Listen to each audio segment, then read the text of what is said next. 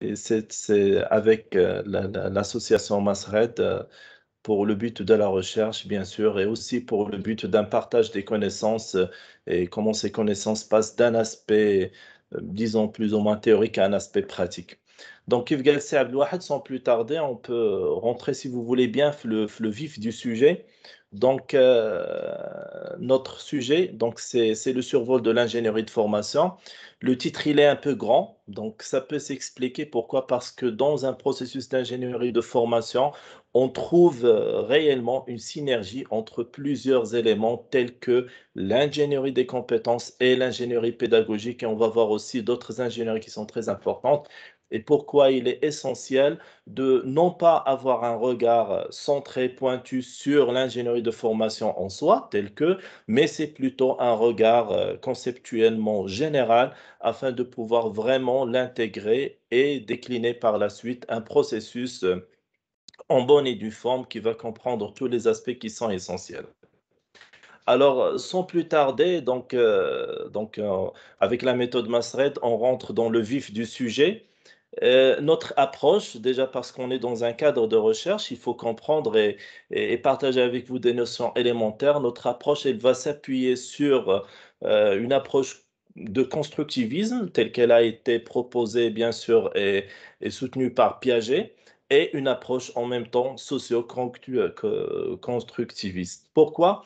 Ben, tout simplement parce que quand on parle de la formation ou bien de l'ingénierie de formation, donc l'acquisition des connaissances, elle passe par une approche constructiviste parce que l'adulte, quand il est en train d'apprendre, ben, c'est une personne qui a besoin d'agir sur sa propre conception et sa propre conception et sa propre acquisition du savoir. Par exemple, dans le cas de l'enseignement-apprentissage, l'adulte, il doit savoir que cet apprentissage lui est important, qu'il est utile, comment il peut l'appliquer, comment il peut l'expérimenter, comment au-delà il peut, disons aussi, le pratiquer d'une certaine façon.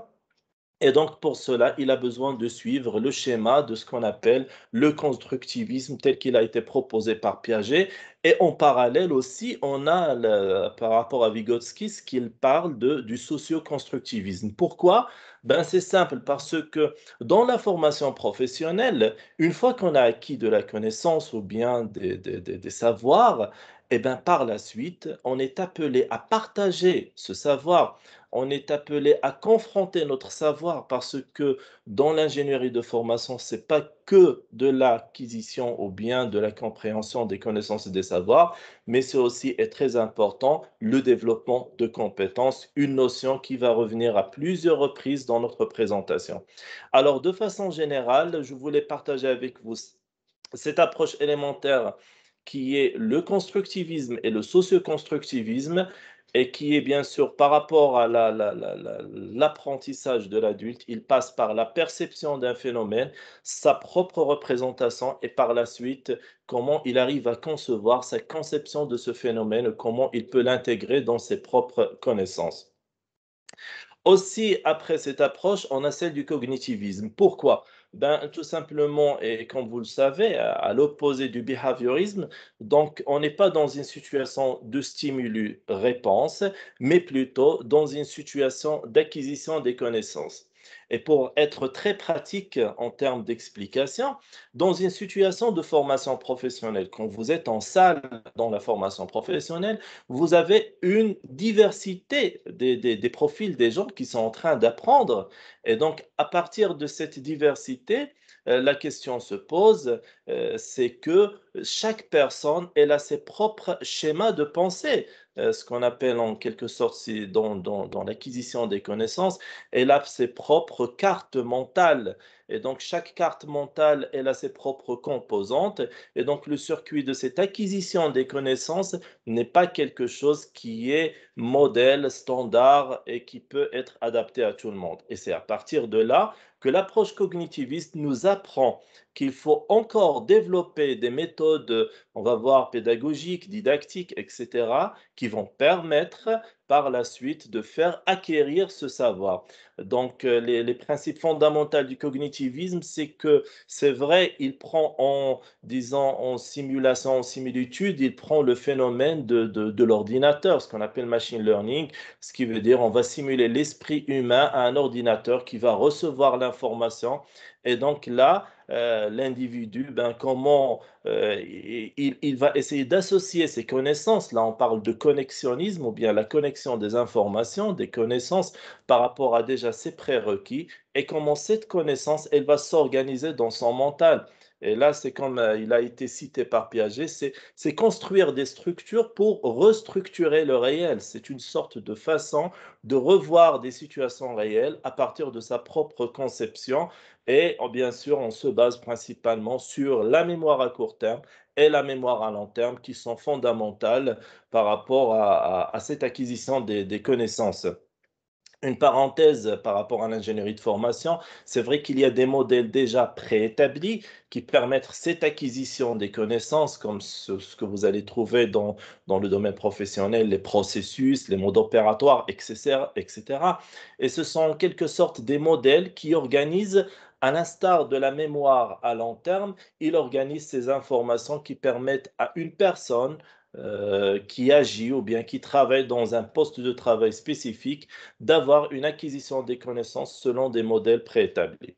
Alors, les deux approches fondamentales, pour résumer, c'est le constructivisme par rapport à l'acquisition, socioconstructivisme parce qu'on n'apprend pas tout seul, mais c'est avec interaction avec les autres, et cognitivisme tout simplement parce que l'esprit humain n'est pas seulement une boîte noire, mais il y a à l'intérieur un processus d'acquisition des connaissances qui est essentiel. Alors, pour introduction, on va essayer d'avoir un petit cadrage, terminologique pour le mot ingénierie. Bon, pourquoi on a veillé à introduire cette partie d'ingénierie? C'est tout simplement pour dire que le mot ingénierie, c'est pas quelque chose si vous permettez, de sorcier, mais c'est tout simplement dire qu'il y a un objectif à atteindre et que pour atteindre cet objectif, on a besoin de mobiliser des ressources, mettre en place des procédures, des modes opératoires, des processus afin d'atteindre cet objectif de façon claire. Alors, tout simplement, ingénierie, ensemble disons, de situations ou bien d'interactions intellectuelles et pratiques qui vont nous permettre d'atteindre l'objectif qu'on veut. Donc, quand on parlera d'ingénierie, que ce soit de formation pédagogique, c'est tout simplement mise en place de processus ou bien de procédures par rapport à la thématique qu'on est en train de voir pour atteindre l'objectif ciblé. Alors, comme première partie, on a l'ingénierie de formation. Bon, tout simplement, l'ingénierie de formation, dans une définition très globale, ben, c'est tout simplement aboutir à un plan de formation. Donc, à l'intérieur d'une entreprise, par exemple, on a bien sûr des compétences, on a des gens qui vont devoir être formés pour développer des compétences, pour mieux exercer leur métier, pour être plus performants. Et c'est à partir de là qu'on a besoin d'un plan de formation. Et alors là, quand on dit aboutir à un plan de formation, il faut comprendre qu'en amont, il y a déjà un premier travail d'analyse des besoins, structuration, organisation, etc. Et qu'en aval, on est en train de parler d'une évaluation d'impact de cette formation. Et entre les deux, bien sûr, il y a le processus en soi de cette ingénierie de formation qui a besoin, bien sûr, d'un suivi, de tableaux de bord, d'indicateurs, etc. Alors, l'ingénierie de formation, c'est un processus qui nous permet d'aboutir au plan de formation en intégrant les inputs et les outputs qui sont essentiels à notre processus. L'ingénierie pédagogique, on va dire que tout simplement l'ingénierie pédagogique, c'est comment on va concevoir cette action de formation, c'est-à-dire quel scénario de formation vous voulez donner. Par exemple, est-ce qu'il s'agit d'une formation en salle? Est-ce qu'il s'agit d'une formation en atelier? Est-ce qu'il s'agit d'une formation sur le terrain? Est-ce qu'il s'agit d'une formation entre les pairs? Et encore les modalités de cette formation. Et là, quand on parle d'ingénierie pédagogique, on va aussi intégrer la notion des méthodes pédagogiques. Est-ce que plutôt on va essayer d'avoir une approche par compétence, une méthode pédagogique plutôt expositive, c'est-à-dire tout simplement transmettre et débiter les savoirs et les connaissances, ou bien plutôt une méthode pédagogique qui va être un peu plus retenu, ou bien une méthode pédagogique participative entre les différentes personnes en salle ou autre. Donc ça, c'est l'ingénierie pédagogique. L'ingénierie didactique, alors là, c'est principalement, quand on va parler de l'ingénierie didactique, c'est la forme de ce contenu de formation. Quand on parle de la forme du contenu de formation, c'est qu'il faut savoir que le contenu de formation, il passe à travers plusieurs étapes, c'est-à-dire d'un savoir, disons, un savoir savant à un savoir à enseigner, du savoir qui est réellement enseigné sous sa forme principale. Et disons, ce voyage du savoir sous ses multiples formes, eh ben, il nous permet de voir cette ingénierie didactique. Alors, on peut se référer dans un cadre fondamentale ou théorique, on peut voir cette ingénierie didactique quand on parle des niveaux des connaissances. Par exemple, du niveau ipséique au niveau épistémique, du niveau épistémologique, etc. C'est-à-dire le producteur du savoir qui est un savant à l'origine ou bien à travers un article scientifique, par exemple, ben cet article scientifique, on ne peut pas l'avoir dans dans une salle de formation, mais il y a un travail de didactique, d'ingénierie didactique. C'est pourquoi un formateur, c'est de l'ingénierie didactique quand il est en train de rassembler plusieurs documents, il est en train de passer de ces documents vers un support de formation qui est, disons, stable, clair et très précis par rapport à son audience. Donc, l'ingénierie didactique, elle est importante parce qu'elle permet d'avoir la forme de cette formation, ou bien de ce contenu de formation adapté à la situation de transmission ou bien à l'audience avec laquelle il est. Alors, d'autres ingénieries, mais qu'on va appeler aussi transverses, parce qu'ils ne sont pas dans le cœur de notre processus, mais ils sont vraiment très essentiels. D'abord, c'est l'ingénierie documentaire. C'est très important. Quand on parle d'ingénierie documentaire, ce sont les documents qui sont produits dans un processus de formation. Ça va comprendre bien sûr le support de formation, le guide de formateur, le plan de formation en soi, les différents, disons, les différents checklists ou bien les différents grilles qu'on doit remplir. On peut se référer dans cette ingénierie documentaire, à titre d'exemple, à une audite d'ingénierie de formation. Quand on veut auditer, par exemple, un processus de formation selon la norme, par exemple, ISO, on est obligé de respecter une documentation bien précise. Et donc là, on est appelé à vérifier si, par exemple, ça passe de la feuille de présence jusqu'à, bien sûr, le compte rendu de la formation, les évaluations, le dossier de formation, etc., le guide d'animation. Alors, l'ingénierie documentaire, elle va comprendre la documentation nécessaire et la documentation qui est utilisée dans le processus de formation. L'ingénierie financière, disons qu'elle va avoir un double aspect, un aspect processus et un aspect en aval. L'aspect processus, c'est qu'il faut comprendre que quand on veut former, c'est un investissement, bien sûr. Par exemple, dans une entreprise, quand des gens ils sont, par exemple, détachés ou bien ils ont des autorisations d'aller se former, ce sont des heures de travail qui vont être payées, donc c'est un budget qui doit être géré. Il y a la logistique, il y a le paiement de la formation en soi. Et là, tout ça, bien sûr, ça va impliquer des investissements et des budgets pour ce qu'on appelle la gestion des compétences de façon très claire et simplifiée. Mais aussi, il y a une ingénierie financière. Cette ingénierie financière supplémentaire que je souhaite partager avec vous, c'est l'ingénierie financière par rapport à l'impact de la formation. Et aujourd'hui, c'est une grande problématique, comment on arrive à l'évaluer. À titre d'exemple, si par exemple, il y a une personne qui va suivre un cycle de formation, alors, cet investissement pour son cycle de formation, une fois qu'elle va revenir à son poste de travail pour exercer son activité, comment je peux évaluer l'impact de cette formation? Pour simplifier, supposons que c'est une personne qui arrive à produire 100 pièces par jour, d'accord, dans une usine de manufacturing ou autre chose, elle peut, par exemple, elle a un rendement de 100 pièces par jour. et son travail n'est pas assez efficace. Pourquoi? Parce que parfois, il y a des rebuts, par exemple, des pertes ou bien autre chose. Alors, elle va suivre une formation. Une fois qu'elle a suivi la formation, et bien par la suite, une fois qu'elle a réintégré son poste de travail, eh ben, sa performance, son rendement s'est amélioré. Elle arrive à produire 125 ou bien 130 pièces par jour. Qu'est-ce qu'on va dire? On va dire qu'on a un gain de 25 pièces produites. Et ce gain, il peut être carrément estimé en termes d'argent. Alors, l'impact de la formation, il est très important de l'intégrer dans l'ingénierie financière. C'est-à-dire comment cette formation m'a vraiment permis de gagner de l'argent au-delà de ce que j'ai investi. Parce que l'investissement, il est là, mais j'ai aussi besoin de comprendre ou bien d'estimer l'impact de cette formation.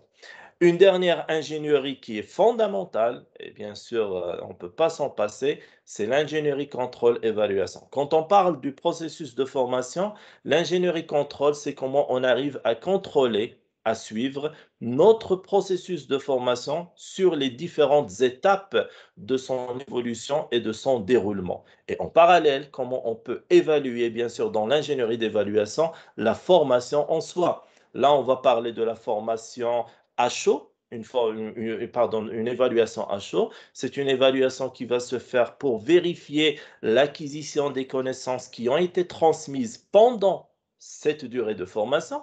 Ça rejoint à peu près ce qu'on appelle la vérification des objectifs pédagogiques, c'est-à-dire on s'est donné des objectifs pédagogiques d'une session de formation. Donc pendant cette formation, les participants, ils ont besoin de comprendre le principe fondamental de ce phénomène, ils ont besoin d'acquérir des connaissances nécessaires par rapport à ce phénomène et par la suite, je vérifie si les participants ont réellement acquis ces notions qui sont élémentaires de base.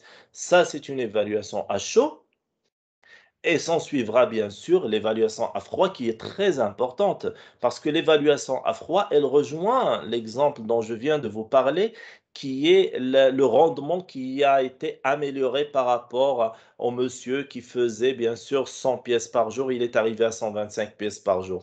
L'évaluation à froid, ben, c'est après la formation, après un mois ou bien deux, trois mois de la formation, et on va sur le terrain et on rencontre bien sûr les sponsors ou bien les managers, ceux qui ont commandé cette formation, les commanditaires, et on évalue si la personne réellement, elle a pu développer des compétences, elle a pu, par exemple, actuellement exercer son métier de façon plus efficace, plus performante, et ça nous permet de voir que la formation, elle avait un impact assez important par rapport à l'exercice de la fonction ou bien du métier. Alors, de façon générale, ces ingénieries, chacune dans son coin, elle est en train de nous apporter un élément. Mais le tout, en fin de compte, c'est lui qui permet de faire réussir notre projet de formation.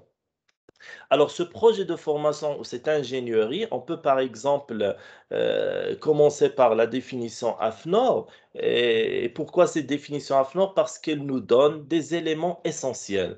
Déjà, on parle d'ingénierie de formation. C'est un ensemble de démarches méthodologiques articulées, c'est-à-dire on ne va pas réinventer la roue, on peut améliorer la roue. On peut par exemple choisir un matériau nouveau, on peut par exemple choisir des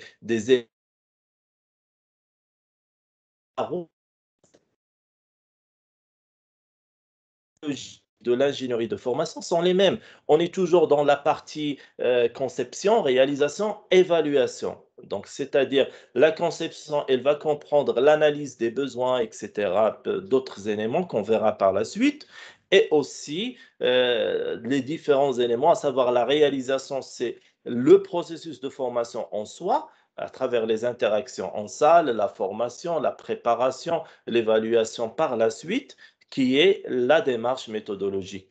Et elle s'applique bien sûr sur les systèmes et les dispositifs de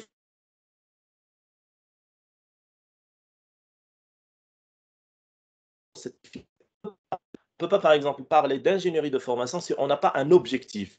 C'est pourquoi on va le voir un peu plus loin, c'est que, en fin de compte, l'ingénierie de formation, elle résonne toujours par rapport à l'ingénierie des compétences. Par rapport aux outputs de l'ingénierie des compétences, c'est eux qui vont alimenter notre processus d'ingénierie de formation.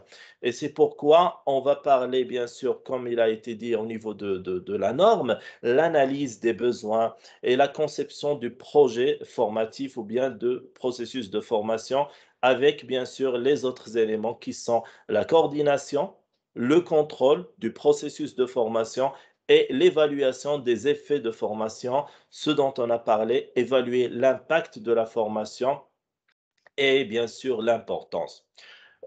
Pour l'ingénierie de formation, on peut avoir 3 approches, d'accord? En ma connaissance, ce sont les approches qu'on a recensées jusqu'à présent, mais il pourrait y avoir d'autres.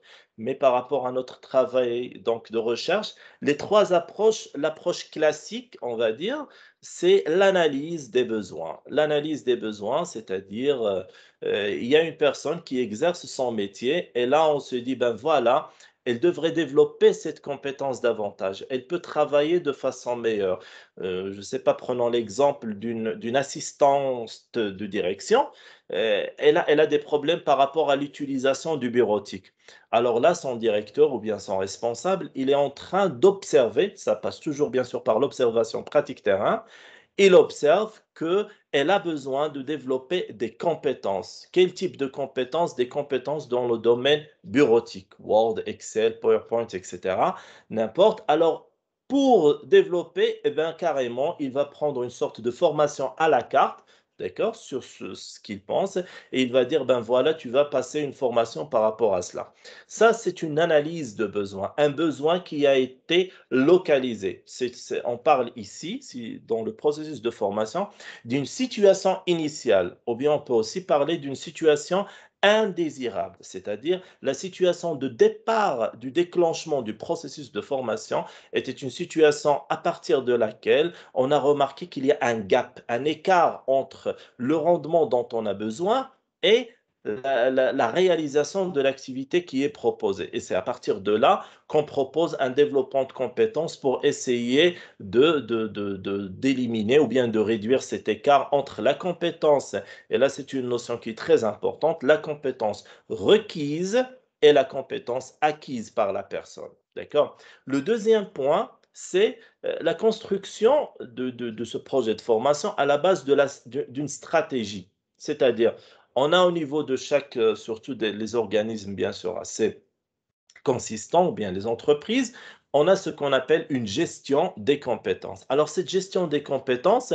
elle a d'abord la stratégie de l'entreprise. Par exemple, nous sommes dans une entreprise qui produit, je ne sais pas, par exemple, je vais prendre un exemple, une entreprise qui produit du savon pour se laver les mains et elle pense produire du shampoing. Alors il y a une orientation stratégique. On peut proposer par rapport aux ressources humaines, le capital humain, ben, il a besoin de faire évoluer les compétences du personnel vers cette nouvelle production, parce que là, c'est une stratégie de l'entreprise. Il y a aussi, à partir de cette stratégie de l'entreprise, il y a aussi ce qu'on appelle tout simplement les formations pour développer les compétences, telles qu'on vient de le voir, à travers des parcours de formation. Et là, à la différence de la première approche qui est une analyse de besoins spécifique, eh ben, le parcours de formation, on est en train de raisonner par rapport au profil de cette personne. Donc, le profil, c'est en quelque sorte son bilan des compétences, d'accord? Son bilan des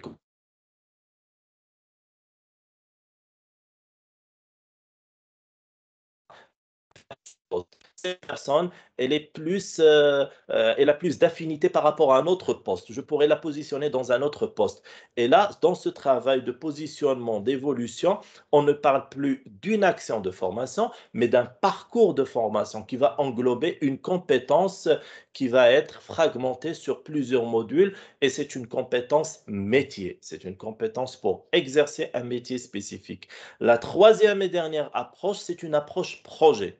Approche projet, c'est tout simplement, par exemple, imaginez dans une entreprise, il y a un projet qui va être lancé. Et ce projet, on va y intégrer une équipe de dizaines ou de quinzaines de personnes. Alors, ces 15 personnes qui vont intégrer ce projet, eh ben, on va les pousser, on va les challenger pour réussir ce projet. Et dans notre approche projet, comment on va faire? Eh bien, tout simplement, on va penser à ce qu'on appelle des compétences individuelles, telles qu'elle a été introduite par Guy-Le-Bottorff, et par la suite aussi, elle a été reprise par Tardif. On passera des compétences individuelles aux compétences collectives. C'est-à-dire, à l'image de l'intelligence collective, si vous voulez, on va parler d'une compétence collective. Cette compétence collective, c'est que ce groupe de 15 personnes, chacun, il va développer un fragment de la compétence. C'est des compétences individuelles. Et c'est à partir de ces fragments qu'on aura la compétence collective qui va permettre de réussir ce projet.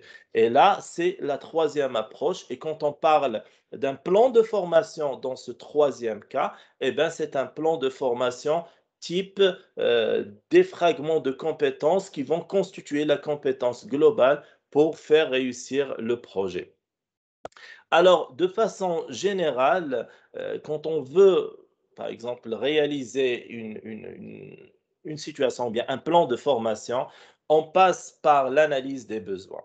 Dans une entreprise, comme vous le savez, quand on va faire une analyse des besoins, on pourrait avoir des modules qui vont se répéter. C'est-à-dire, il y a plusieurs personnes qui ont besoin d'une formation en communication, plusieurs personnes qui auront besoin d'une formation, je ne sais pas, en gestion du temps, gestion de conflits, autre chose. Alors, une fois qu'on va essayer de regrouper ces besoins de formation, on va les structurer en thématiques pour par la suite proposer un plan de formation et avoir des sessions de formation par rapport aux différentes personnes selon les besoins qui ont été exprimés.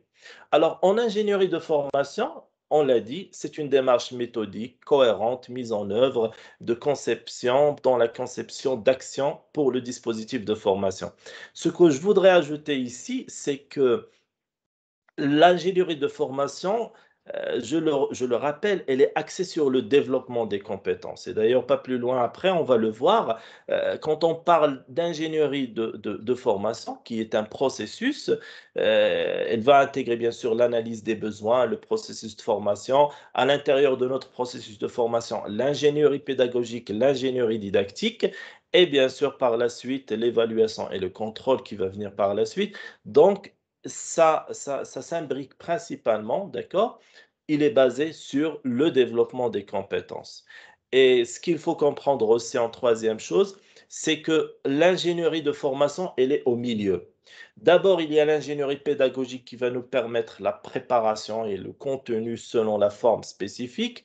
Et il y a l'ingénierie de professionnalisation. C'est une fois que, par exemple, après le processus de formation, comment, par exemple, cette personne, elle va développer son employabilité, développer son adaptabilité par rapport au poste selon les conditions de réalisation de l'activité et selon les différentes exigences et contraintes de ce poste. Alors, je partage aussi avec vous, quand on parle d'ingénierie de formation, il faut raisonner un peu plus large. Et ce n'est pas que de la formation en salle. Il y a la formation en salle, mais on peut aussi parler de ce qu'on appelle la formation avec les pairs. Quand on dit avec les pairs, c'est-à-dire des gens qui occupent à peu près le même poste que nous, mais qui ont de l'expertise. C'est à partir de là qu'il y a une notion d'expertise qui commence à apparaître dans les entreprises. Pourquoi? Parce qu'ils arrivent à localiser les experts métiers. Et cet expert métier, c'est la personne qui me permettra par la suite, d'une fois que je vais lancer un processus de formation, d'accord? Si j'ai besoin de mettre en double cette personne qui a fait de la formation en salle pour développer plus la compétence, mais cette fois sur le terrain de façon pratique, alors j'ai besoin de localiser et de détecter, identifier les experts métiers. Et ces experts métiers, je vais mettre en paire, en double avec la personne et je vais encore continuer mon processus de formation. Une fois qu'ils ont, par exemple, fait cet exercice de parité, ils travaillent ensemble, et bien par la suite, je vais prendre cette personne et je le mets en immersion dans le travail, dans le chantier, c'est-à-dire sur le terrain. C'est ce qu'on appelle le on-job training ou bien aussi le on-job learning. C'est-à-dire la personne, c'est en exerçant son métier qu'elle est en train d'apprendre et de développer plus ses compétences. Donc, la composante ingénierie formation au développement de compétences n'est plus limitée à une formation en salle, mais c'est une formation en salle, une formation avec les pairs et une formation on-the-job training. Alors, la formation avec les pairs, on peut citer l'exemple de l'école 1337 qui est fantastique. Actuellement, on a des jeunes ou bien parfois même aussi des personnes qui sont intégrées dans des projets informatiques de programmation et ils sont en train d'apprendre entre eux. C'est de l'apprentissage en pair et c'est une expérience qui est très réussie. Pourquoi? Parce que le langage, il est proche, les objectifs sont proches et quand on a des objectifs collectifs, eh ben, la participation elle est plus aisée et plus favorable. Dans le processus d'ingénierie des compétences, euh, on peut aussi voir ce qu'on appelle la gestion prévisionnelle des emplois et des compétences.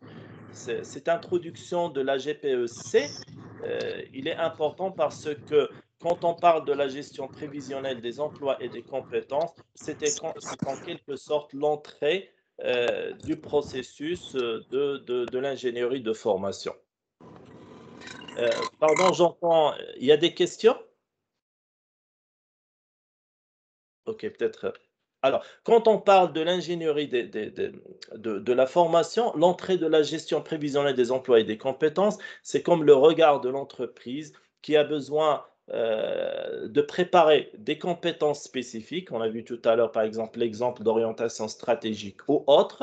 Et par la suite, elle est en train de voir est-ce que elle a carrément besoin de recruter de nouvelles compétences, de former des compétences existantes par rapport à cela et la gestion prévisionnelle des emplois et des compétences, c'est un point clé par rapport au plan de formation parce que ce sont les livrables et les sorties de cette gestion qui va permettre par la suite de voir quelle orientation vers les compétences. Alors, comme introduction à cette ingénierie des compétences, je voudrais partager avec vous que la compétence, elle est indissociable déjà à la connaissance, parce que quand on parle de connaissance, c'est un savoir-faire, un savoir-être, un savoir-agir, qui sont tous mobilisés, comme le dit bien sûr la définition sur AFNOR, ce sont des connaissances qui sont mobilisées dans une situation pratique pour un objectif spécifique.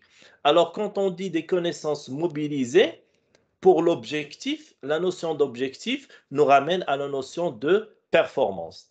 Et quand on parle de la notion de performance, cette notion de performance, eh ben, elle implique que on a besoin d'avoir des indicateurs, bien sûr, de performance. Alors, la compétence, elle est liée intimement à la performance. En d'autres termes, disons que, comme dans les mathématiques, la dérivée de la compétence, disons que ça va être la performance. Quand on va voir l'évolution de la compétence dans le temps, cela va nous donner la performance. D'accord? Et quand on va voir l'évolution des savoirs, savoir-faire, savoir-être, etc., cela nous donnera la compétence. Donc, tant que chaque personne, elle arrive à voir que la dérivée ou bien l'évolution de sa courbe de connaissance, elle est dans la croissance, ben, c'est de la compétence. Quand la compétence, elle est dans la croissance, c'est de la performance. Et le tout, c'est dans l'employabilité. Pourquoi l'employabilité? Parce que tel qu'il a été dit par Bottorff, quand on parle du savoir agir, c'est comment vous allez agir par rapport à une situation professionnelle. C'est-à-dire, imaginons comme dans l'exemple que vous avez un tableau de bord et que vous êtes en train de piloter un engin, un avion ou bien un bateau. Et là, vous avez plusieurs, disons, leviers sur lesquels vous pouvez agir. Et l'employabilité, c'est comment vous allez gérer ces situations complexes, comment vous allez gérer les situations imprévues et comment vous allez gérer des situations, surtout des situations nouvelles, en utilisant vos ressources disponibles. Et c'est ça l'employabilité. Alors la compétence, elle est là, mais sa vraie signification, c'est une fois qu'elle est transposée dans la situation complexe, une fois que la compétence, elle est dans la situation de travail, où on arrive à mesurer l'employabilité. C'est-à-dire, souvent, on retrouve cette phrase avec les cadres et les managers quand on fait des entretiens, ben, ils disent que Voilà, j'ai deux personnes, ils sont vraiment compétents. Mais monsieur X, il est plus compétent que l'autre. Comment ils sont tous les deux compétents et lui, il est plus compétent que l'autre? Ben, il veut dire autrement que son employabilité, elle est meilleure. C'est-à-dire, sa façon de travailler, sa façon de gérer ses propres ressources, elle est mieux que l'autre personne. Ils ont suivi le même parcours, ils ont le même niveau, ils ont les mêmes, peut-être un même recul d'expérience et pourtant, on trouve une personne qui a une meilleure employabilité. Alors, cette notion de compétence employabilité, on peut l'appeler aussi adaptabilité. Et donc, ça fait bien sûr ressortir le mot d'être flexible, d'être agile, capable d'affronter des situations inattendues, comme on vient de le dire. Il faut comprendre que la compétence, elle est individuelle et elle est singulière, c'est-à-dire que chaque personne, elle a sa propre compétence et qu'elle va agir avec compétence par rapport à la situation de travail de façon très, très, très personnelle et très singulière. On ne peut pas trouver, disons, du copier-coller par rapport à cela. Pourquoi? Parce que chacun, il a sa propre façon d'agir, sa propre façon d'acquérir et son propre. Sauf si, bien sûr, on arrive, et c'est ce qui se fait actuellement dans plusieurs entreprises, on arrive le maximum à verrouiller. Verrouiller par ce qu'on appelle des modes opératoires, c'est-à-dire vous devez respecter ce mode opératoire, vous devez respecter ces standards, vous devez respecter ces checklists de réalisation de l'activité. Et là, on arrive plus ou moins à converger vers un modèle, disons, standardisé, mais c'est difficile. La compétence, elle ressort à chaque fois par le phénomène d'innovation, par le phénomène de gestion de situations nouvelles, ou même par le phénomène, disons, d'anticipation d'événements. Alors, l'invisibilité, c'est très important. Une compétence, elle est invisible. Une compétence, elle n'est mesurée qu'à travers ses effets. C'est-à-dire, quand je dis qu'une personne, elle est compétente, c'est pas parce que je suis en train de voir ses résultats, ou bien parce que je suis en train de contrôler son test, mais parce que j'ai observé cette personne sur le terrain, je lui ai donné des tâches à réaliser et j'ai observé son rendement et son efficacité et sa performance par rapport à l'activité. Alors, la compétence, elle est invisible parce qu'elle ne peut être observable qu'à travers les effets et les réalisations qui ont été sur le terrain. D'accord? Et dernière chose, ben, la compétence, c'est aussi la capacité à mobiliser ses ressources. Donc, plusieurs articles très récents et avant, ils en ont toujours parlé, c'est que la mobilisation des ressources, c'est ce qu'on appelle aussi bien sûr la compétence d'intégration des ressources ou de réversibilité. Alors cette mobilisation des ressources, c'est une compétence en soi qui est très capitale et qui est, faut le dire, qui actuellement, c'est elle qui permet cette montée en performance qui est en continu très favorable. Alors, tout à l'heure, on a parlé de cette gestion prévisionnelle des emplois et des compétences. Maintenant, on va essayer de rentrer un peu plus dans le détail du sujet. Quand on a un organigramme dans une entreprise, cet organigramme, il est défini par des postes de travail. Alors, la description de ces postes de travail, qu'est-ce qu'elle nous permet? Elle nous permet de comprendre chaque poste de travail, quelles sont les exigences de réalisation de l'activité par rapport à ce poste de travail. Et là, on a besoin de faire ce qu'on appelle une analyse à partir de l'organigramme pour vérifier les interactions et les interférences verticales, horizontales. Je vous explique rapidement. Interaction, c'est quoi? C'est quand vous avez par exemple deux personnes qui travaillent ensemble et chacun, il collabore à la limite de son périmètre de contribution par rapport à l'activité. Les interférences, c'est quand on a besoin de mettre deux personnes, peut-être d'environnements différents ou bien d'entités différentes, pour coparticiper et participer à un projet et réaliser. Alors, l'organigramme, il doit prendre en considération cette notion d'interaction, que ce soit dans un niveau vertical, c'est-à-dire avec des personnes de même niveau N, ou bien l'interaction par rapport à un niveau N plus 1 ou N moins 1. Et aussi l'interférence des actions, d'accord, par rapport à une approche verticale et horizontale, c'est qui nous ramène à 4 niveaux d'analyse.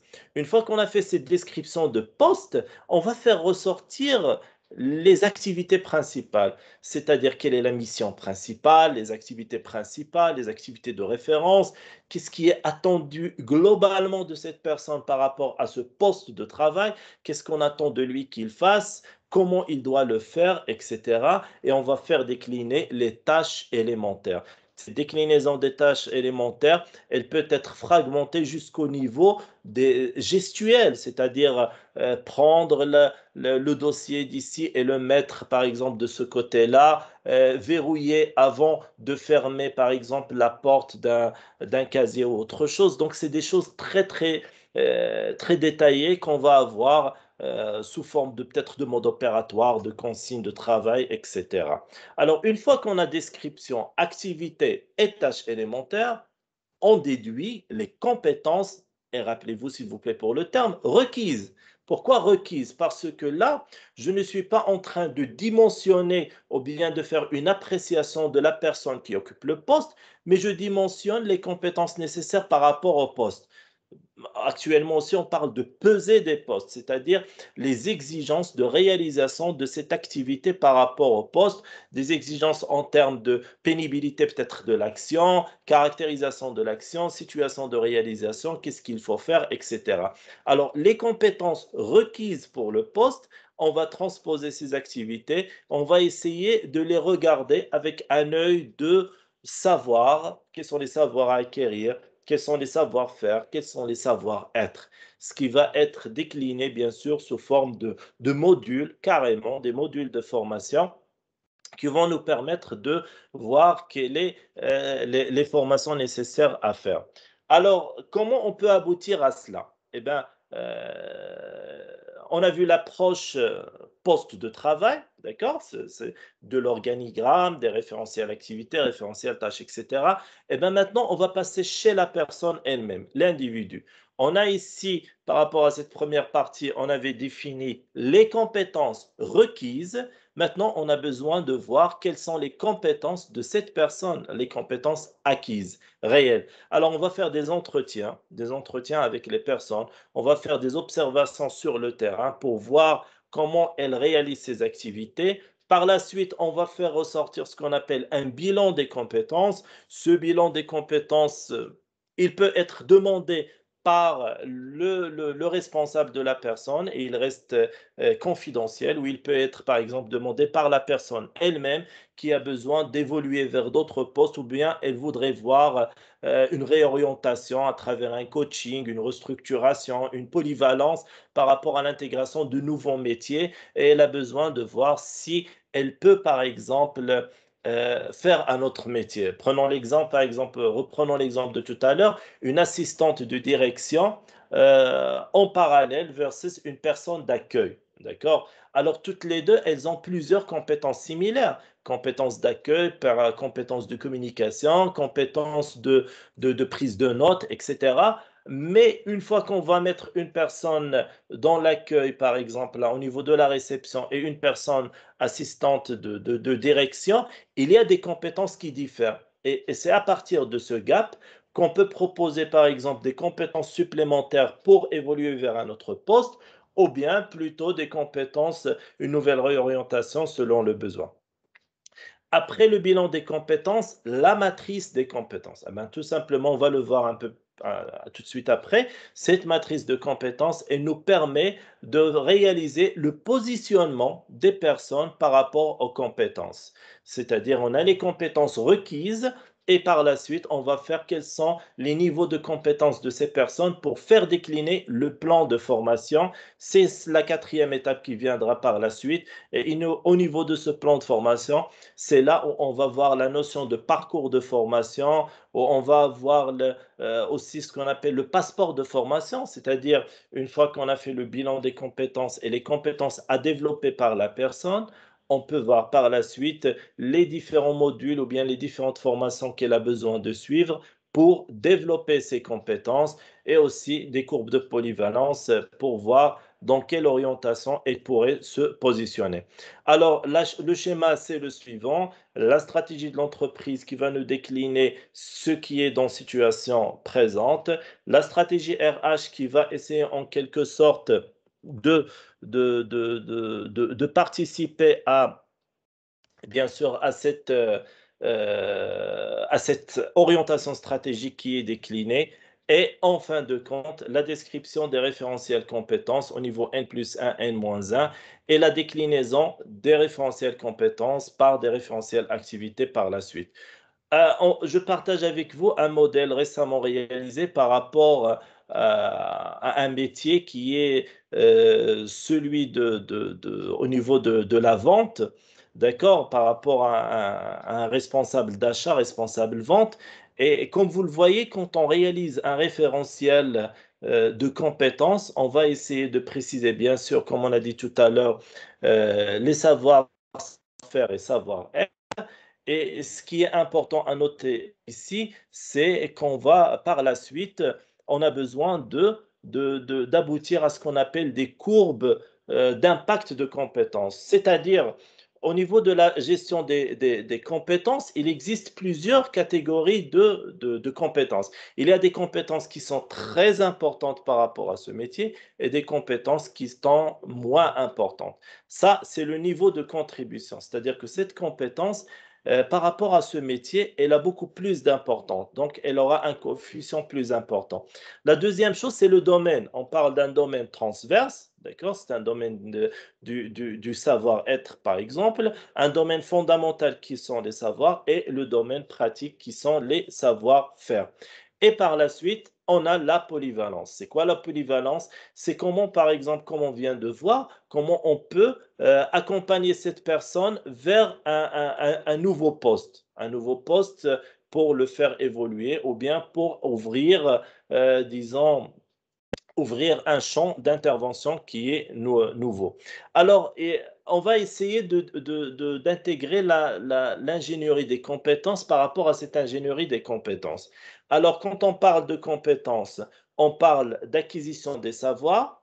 Alors, les savoirs, ce sont les apprentissages de base. Le savoir-faire, c'est la pratique, les connaissances techniques. Le savoir-être, c'est comment se comporter, ses attitudes, etc.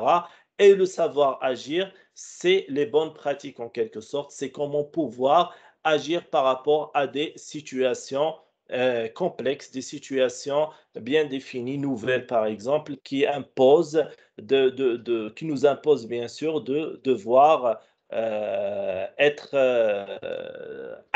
acteur de son apprentissage. Et c'est à partir de là, savoir-faire, savoir-être et savoir agir et qui, en fin de compte, nous permet de construire la compétence en bonne et due forme. Alors, en ingénierie des compétences, le knowledge management, il faut comprendre que les connaissances, il y a les connaissances tacite, explicite, individuelle et collective. Alors pourquoi on a veillé à spécifier cela? Parce que rien que la notion de connaissance, c'est des connaissances parfois qu'on trouve tacites, c'est-à-dire des savoir-faire intégrés chez la personne, mais qu'elle ne peut pas transmettre. D'accord? C'est comme si à l'intérieur de l'entreprise, et c'est un phénomène qui est très très répandu, on a des collaborateurs, des employés qui exercent leur métier avec une performance extraordinaire. Et quand on leur demande en quelque sorte, d'extérioriser cette compétence, de nous donner une description de la façon avec laquelle ils arrivent à réaliser leur travail de façon très performante. Il y a quelques jours, j'ai rencontré une responsable des études de formation. Ben, elle me disait qu'elle arrive à réussir les projets de formation continue de façon extraordinaire et que le directeur lui a demandé de former les autres personnes pour qu'ils aient la même compétence. Cela n'est pas aussi facile que ça, parce que ce transfert d'expertise, ce sont des connaissances intégrées, des connaissances tacites. Alors pour les faire ressortir et qu'ils passent, comme vous le voyez, de connaissances tacites à connaissances explicites, on a besoin d'un travail d'ingénierie là-dedans, d'expertise aussi. Et une fois qu'on a les connaissances explicites, et on a par la suite, comment on va faire? Eh ben, on va mettre une personne qui va travailler avec elle. tout simplement. Elle va l'accompagner, elle va commencer à acquérir. Et si cette personne, elle a en plus la compétence de pouvoir formaliser la façon de travail, ben c'est extraordinaire. On aura des connaissances implicites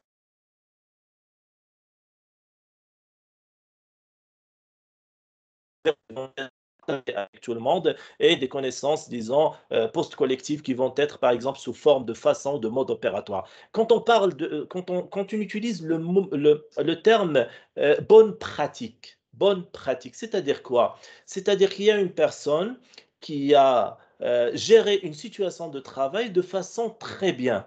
Et on dit, ben ça, c'est une bonne pratique. Alors, comment on va formaliser cette bonne pratique?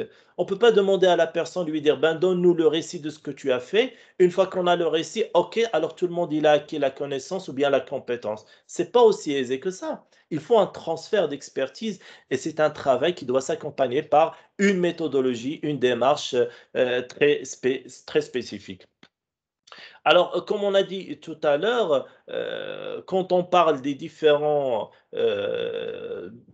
disons par exemple pour la construction d'une matrice des compétences, comme on a dit tout à l'heure, eh ben, au début, on va voir les compétences existantes chez les personnes. Par la suite, on va faire un niveau de compétence. On va dire que cette personne, elle est compétente à ce niveau-là, etc. Et par la suite, on va évaluer les écarts. Ce qui nous ramène à notre fameuse matrice des compétences. Prenons l'exemple de cette matrice des compétences. Là, on a posé des noms qui sont, disons, de façon générale, c'est pas spécifique à des personnes qu'on connaît. Par exemple, on a 4 niveaux de compétences, d'accord? Les niveaux de compétences, on a le premier niveau qui est la personne ne sait pas. D'accord, carrément. La compétence peut-être de réaliser un compte rendu de réunion, elle n'a pas cette compétence, par exemple. Elle ne sait pas. Il y a le deuxième niveau, elle peut faire l'action avec un accompagnement, c'est-à-dire qu'elle a besoin d'une personne experte ou bien d'une personne qui a déjà cette expérience et qui va l'assister. Troisième niveau de compétence, c'est l'autonomie, c'est-à-dire la personne, elle peut réaliser l'activité en autonomie, on n'a pas besoin de l'assister. Et le quatrième niveau, c'est l'expertise. On revient toujours sur cette notion d'expertise et une fois que la personne est à un niveau d'expert, c'est là où on peut par exemple carrément lui faire confiance ou lui demander de former d'autres personnes par rapport à cette compétence. Alors, si vous voyez sur notre matrice des compétences, on a par exemple 3 compétences que vous voyez sur la première ligne du tableau. La compétence 1 qui est savoir communiquer, compétence 2 savoir gérer, compétence 3 savoir organiser. Alors, on va prendre un métier spécifique, d'accord, ou bien on va prendre dans un environnement de travail et on va passer une évaluation des compétences de ces personnes. On va peut-être trouver différents niveaux de compétences et c'est à partir de ces niveaux de compétences qu'on aura une perception de les niveaux des compétences des collaborateurs qui travaillent avec nous. On va ajouter, comme vous le voyez sur la deuxième ligne en marron, on ajoute la partie niveau de contribution de la compétence. C'est quoi le niveau de contribution? C'est une notion qu'on a intégrée avec des collègues lors d'un travail très récent. Ce niveau de contribution, c'est on voudrait en quelque sorte indiquer qu'une compétence, elle a un impact plus important qu'une autre. Par exemple, revenons à notre même exemple pour ne pas avoir plusieurs. Notre assistante de direction, d'accord? Si on se dit que cette assistante de direction, elle ne maîtrise pas, je ne sais pas, elle ne maîtrise pas la réalisation de sites web. OK? Elle n'a pas la compétence de réalisation de sites web. Une fois qu'on va évaluer cette compétence de réalisation de sites web par rapport à la compétence de communication, d'accord, on va se dire qu'il y a un niveau qui est différent. Pourquoi? Parce que la compétence de communication, elle est primordiale par rapport à la compétence de réalisation d'un site web. D'accord? Alors, la compétence de communication par rapport à une assistante de direction, elle est beaucoup plus importante que la compétence de réalisation de site web. Et alors, on va mentionner que l'impact, il est un impact fort, ou bien un impact faible, ou bien un impact moyen. Alors, ces 3 impacts, c'est eux qui vont par la suite nous permettre de réaliser un plan de formation de façon plus prioritaire. Pourquoi? Parce que, on va le voir tout de suite, notre matrice de compétences actuelle, qu'est-ce qu'elle nous permet? Si vous voyez à gauche, vous avez, vous avez le premier tableau où on trouve les compétences C1, C2, C3, C4 et C5. Alors, ces différentes compétences, on va les évaluer par rapport à monsieur M1, M2,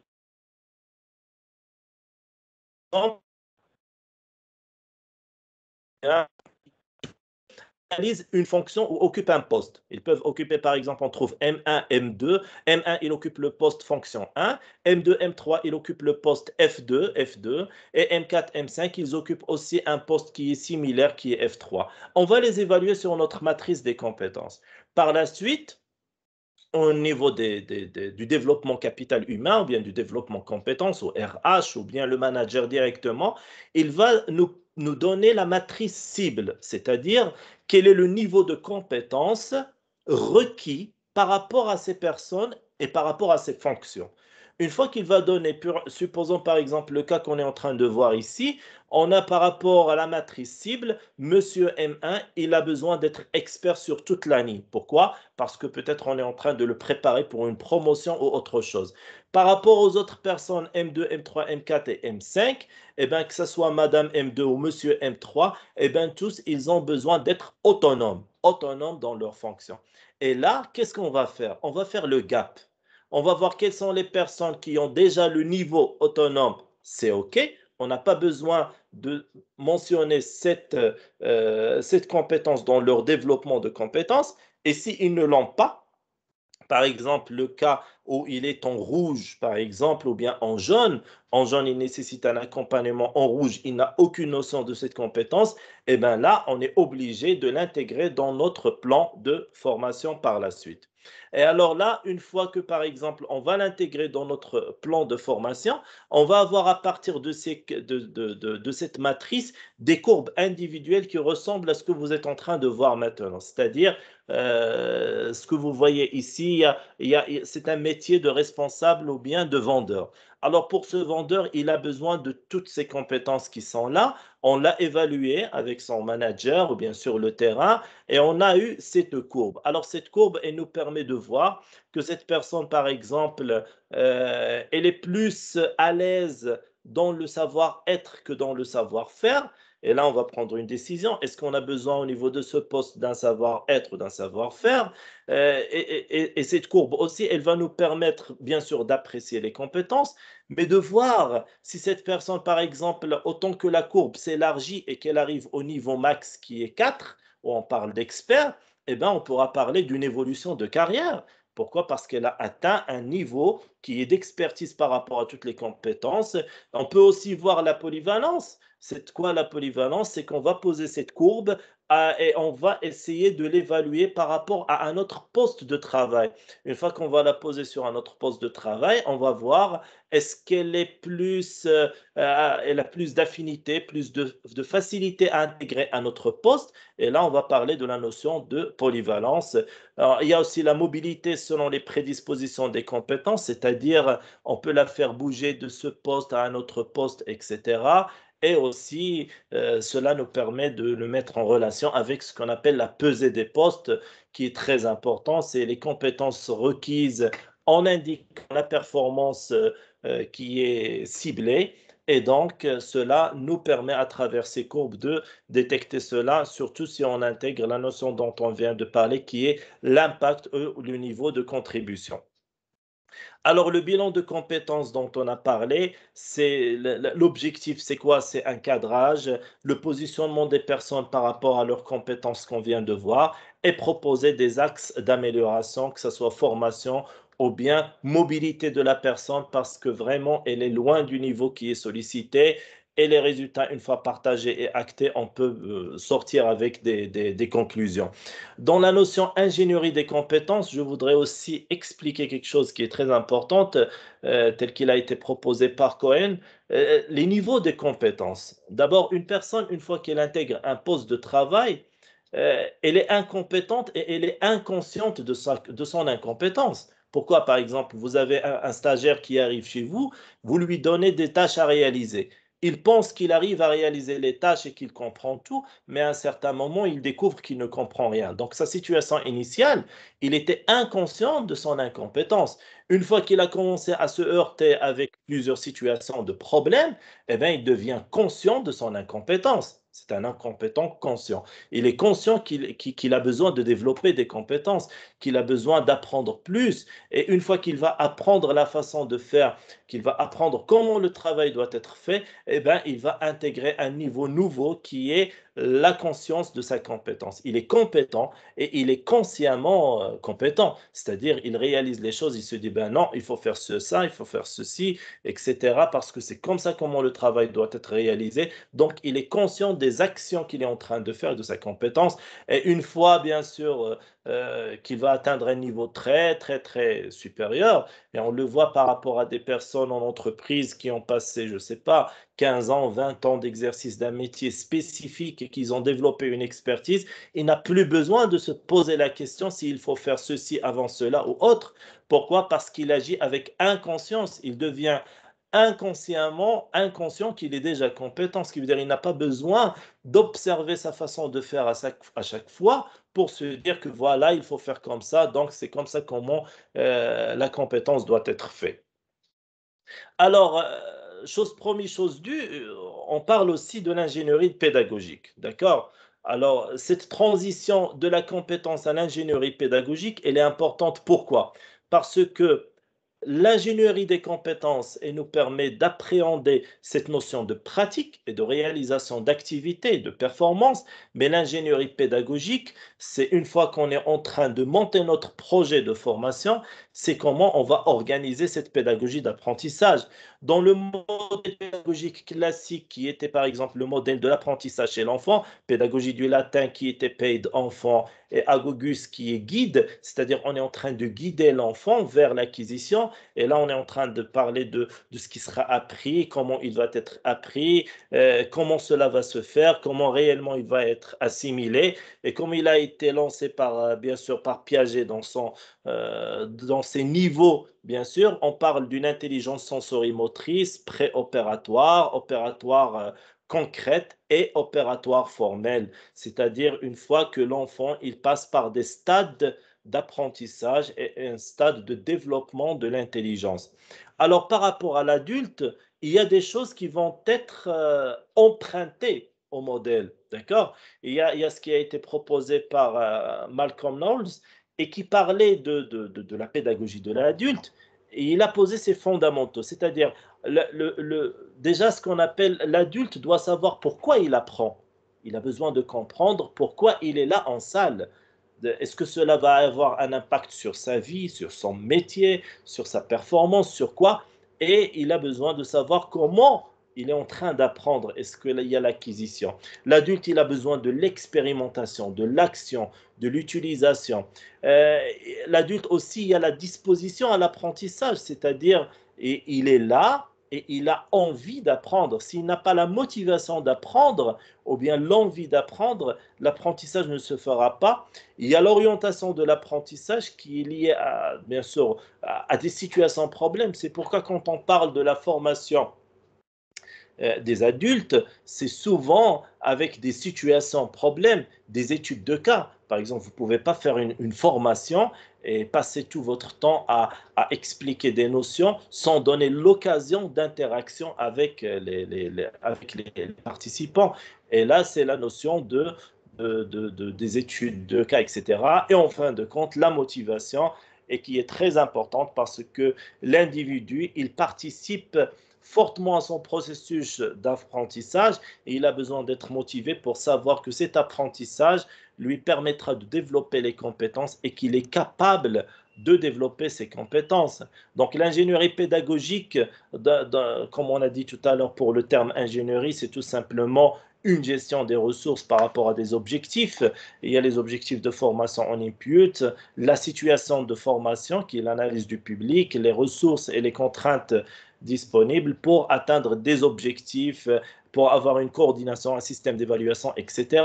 Et donc la composante de l'ingénierie de la formation, elle porte spécifiquement sur la création et la mise en place d'un dispositif de formation adapté. C'est-à-dire, dans l'ingénierie pédagogique, on est en train de voir quel est le dispositif, quelle est la situation d'apprentissage la plus, disons, la plus performante ou la plus aboutissante. Et sur cela, on doit intégrer dans sa globalité la situation d'apprentissage au centre.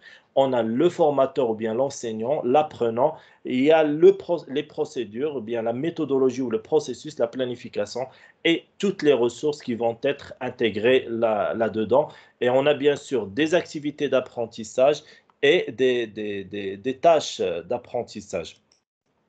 Alors, par la suite, il y a le processus. Quand on parle d'un processus d'ingénierie pédagogique, c'est comme on vient de le dire, c'est concevoir des situations d'apprentissage.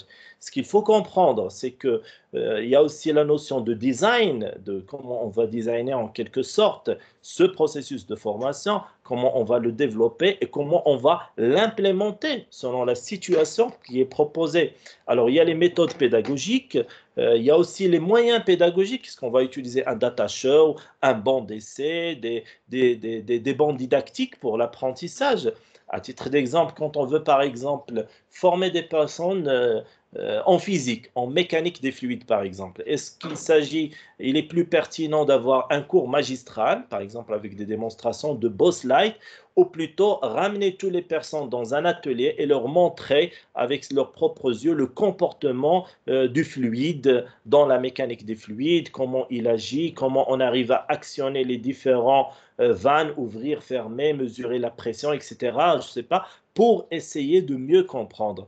Et là revient la notion de scénarisation, d'accord? Dans l'ingénierie pédagogique, on a aussi la scénarisation, comment vous allez structurer votre action de formation, votre processus de formation, comment vous allez proposer et innover par rapport aux situations d'apprentissage qui sont très, très, très importantes. D'accord? Alors, en partage avec vous, je souhaiterais vous donner quelques exemples de processus de formation pour vous dire que quand on parle d'ingénierie de formation ou de processus de formation, il n'y a pas un modèle standard, mais c'est souvent par rapport à l'objectif et par rapport à ce qu'on est en train de faire. D'accord? C'est-à-dire aux inputs et aux objectifs qu'on a. Alors, il y a quelques processus de formation. On a la formation en alternance. C'est une formation où on a par exemple des situations d'apprentissage en salle et des situations de stage pratique. L'approche, c'est la mise en correspondance entre des objectifs pédagogiques qui ont été déclinés de la salle avec des objectifs de formation pratique sur le terrain. Dans un processus tel que dans la formation donc, par alternance, il y a bien sûr, à l'aide d'objectifs pédagogiques, ce qui se fait en salle, on fait des sujets de stage par rapport à ce qui a été acquis en salle et les périodes de formation et de situation de stage, elles sont, disons, plus ou moins assez délimitées. Pourquoi? Cela nous permet d'acquérir une compétence en salle et de l'exercer en situation professionnelle. Encore acquérir une nouvelle compétence et l'exercer. Donc, c'est un cycle.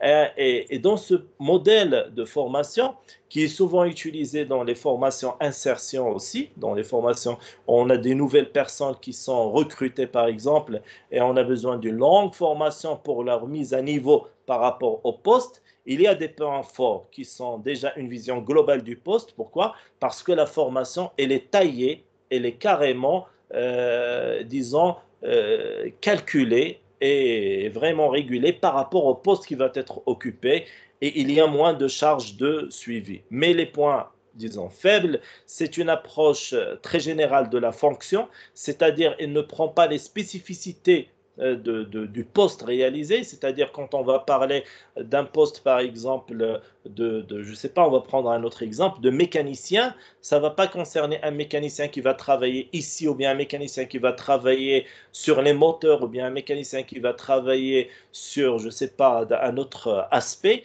mais c'est d'une façon très générale.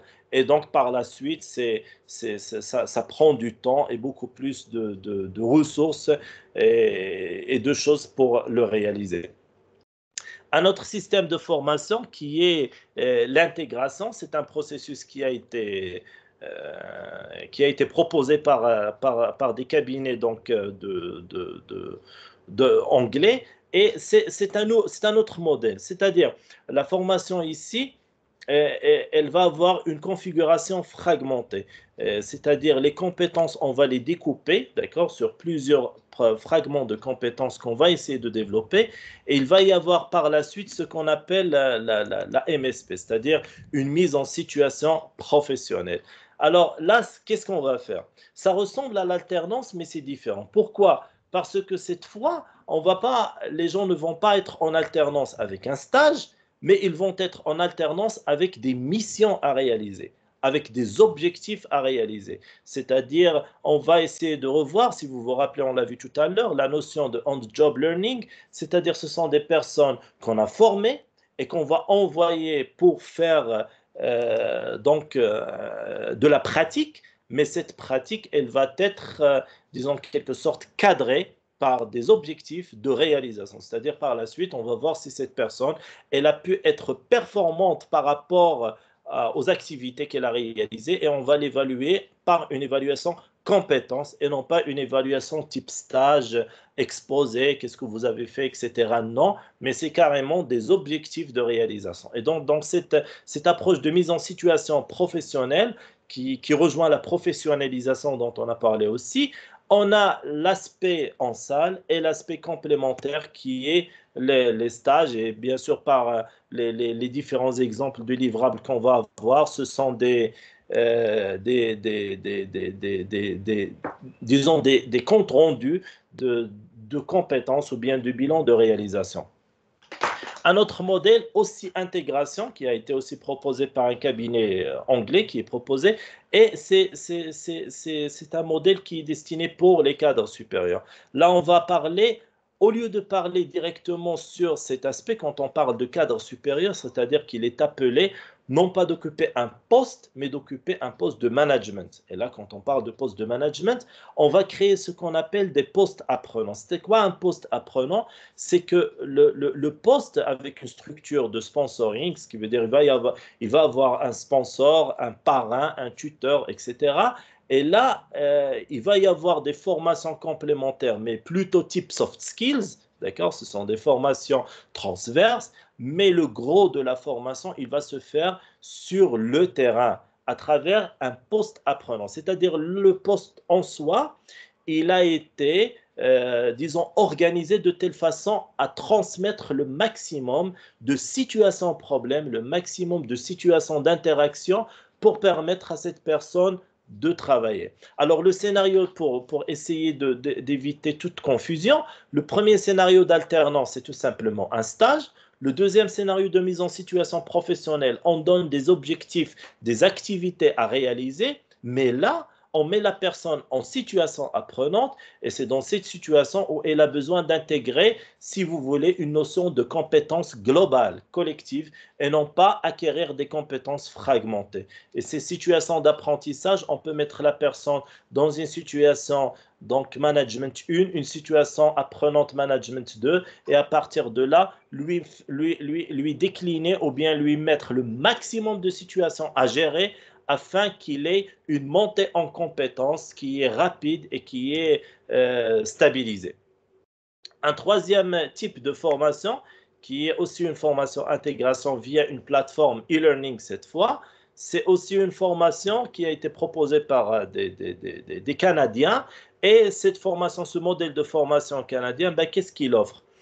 Il offre déjà un cursus de la formation e-learning, c'est-à-dire en utilisant une certaine plateforme, mais là, la personne, elle va suivre un cycle de formation et sur son cycle de formation, elle a à chaque fois des modules. Et donc, elle ne peut passer au module suivant qu'une fois qu'elle a validé le module antérieur.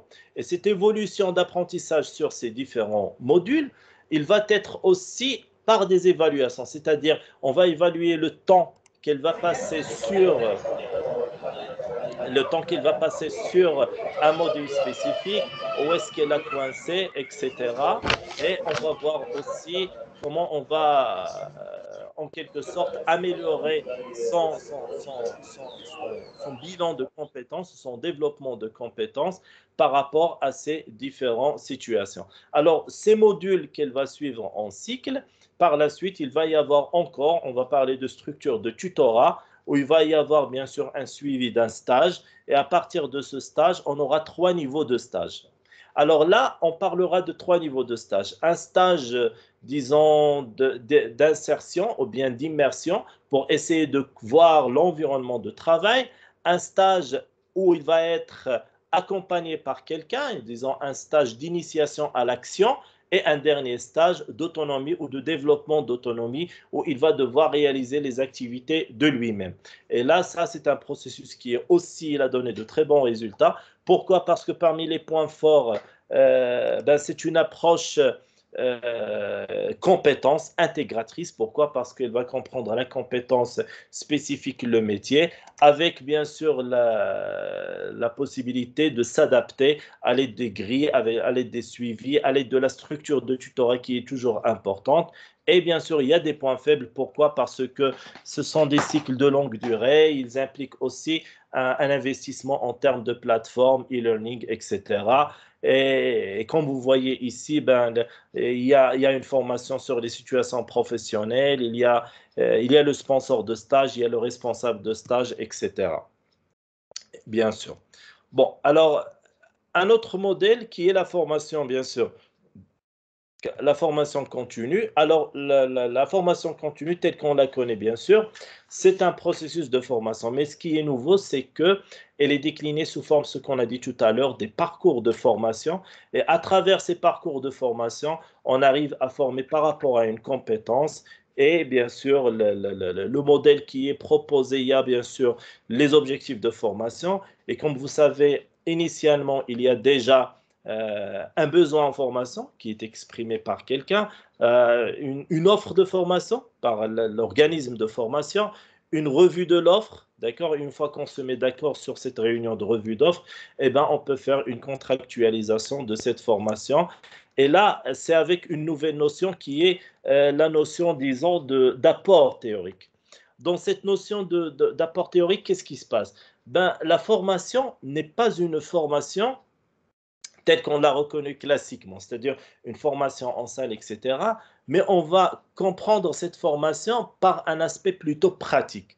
Quand on dit aspect pratique, c'est-à-dire je vais demander à la personne de se former sur le terrain. Et c'est à partir de son exercice d'activité sur le terrain qu'à chaque fois je fais ressortir ce qu'on appelle les apports théoriques. Cela me fait gagner quoi? Il me fait gagner du temps. Pourquoi? Parce que je n'ai pas besoin de le mobiliser dans une formation, lui proposer toute une formation de 2 ou de 3 jours avec plein de chapitres, sachant que son activité n'a besoin que d'un seul élément ou d'un seul chapitre. D'accord? Si vous voyez bien ce que je veux dire, c'est-à-dire on va voir plutôt une approche pratique, c'est-à-dire je vais avoir la notion d'apport théorique. L'apport théorique, il ne prime pas sur la mise en situation pratique, sur la personne qui va aller sur le terrain, mais c'est la pratique qui va être plus mobilisatrice.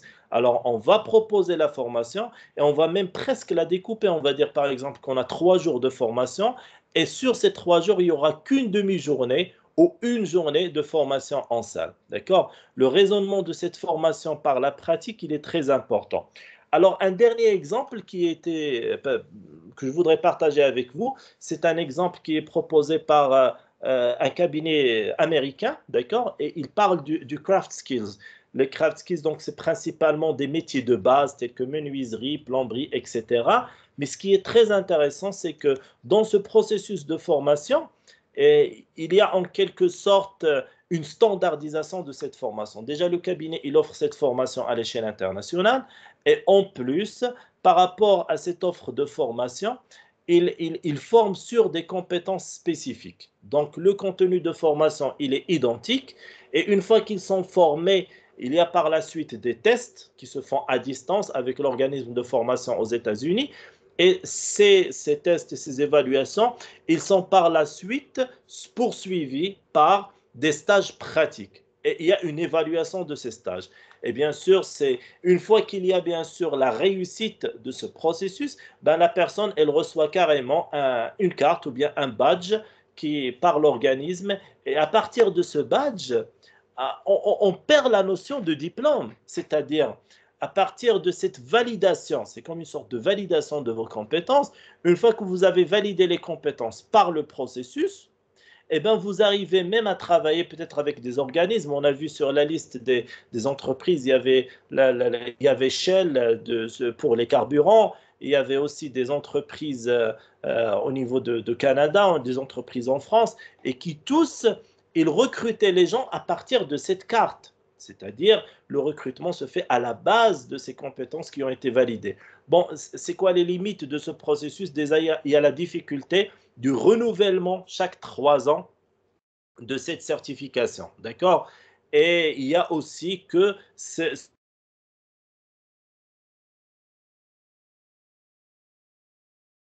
mais les points forts, c'est que c'est une formation standard. Quand on parle de la standardisation, comme on l'a vu tout à l'heure, cela permet de verrouiller, de cadrer et de vraiment avoir une meilleure maîtrise de notre processus. Et le contenu, il est actualisé en continu et à l'échelle, bien sûr, internationale. Donc, dans la formation, comme on a dit tout à l'heure, je souhaite seulement partager avec vous la partie de peer, donc la partie de formation.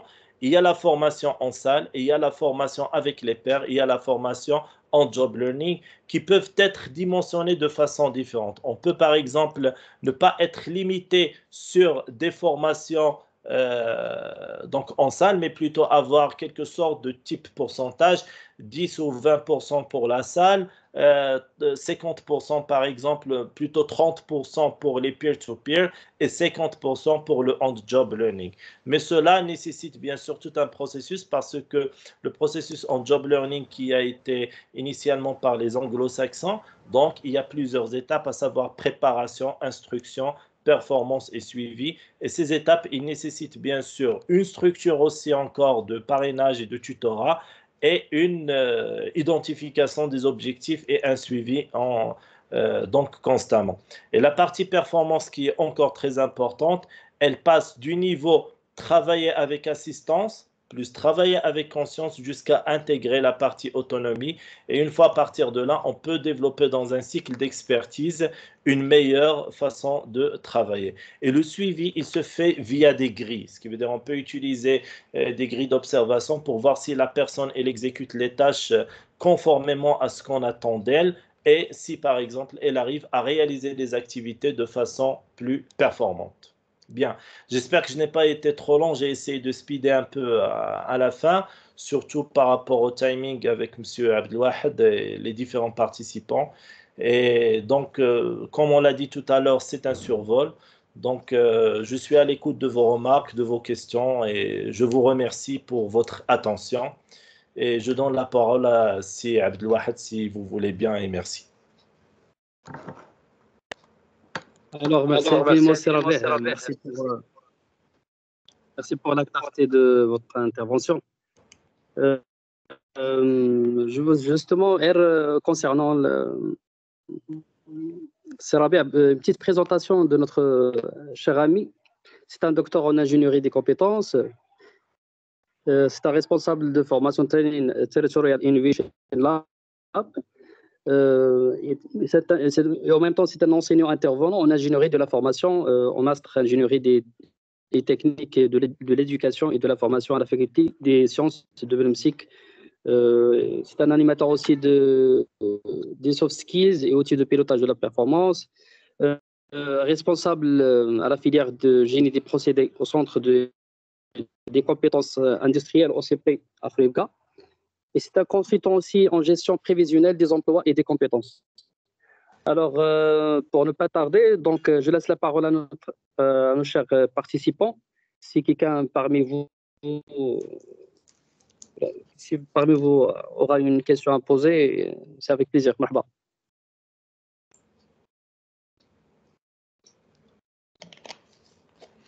Et prière de tester le lien. Je pense que Ikram a réclamé que le lien ne marche pas. Alors, si c'est possible de confirmer si oui ou non.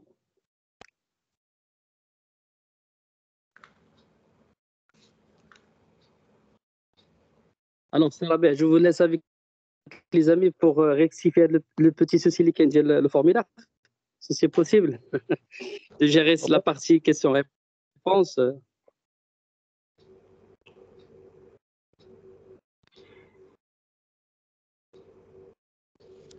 Alors, les amis, à vous la parole.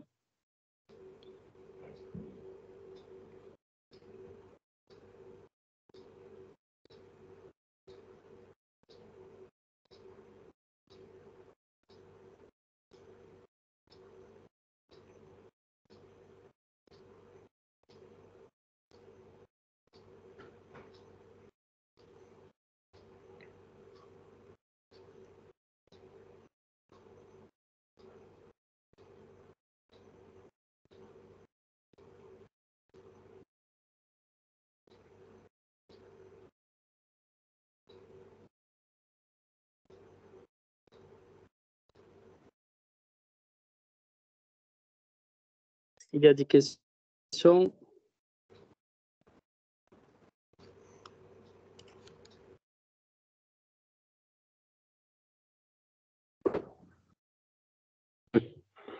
Salam alaikum. Salam, marhaban. Oui, c'est Ben Rachid Khalid. Donc, je tiens tout d'abord à remercier professeur Ravir pour la qualité de son intervention, qui a été très, très dense. On a été vraiment pour, assimiler et poursuivre, c'était très riche.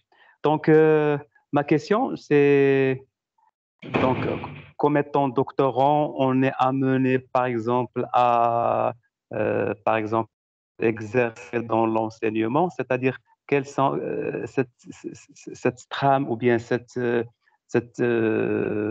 pédagogie de formation. Donc, quelles sont les choses qu'on peut se focaliser sur lesquelles ils pourraient nous aider à bien exercer notre fonction, par exemple, vis-à-vis des étudiants, etc. Merci.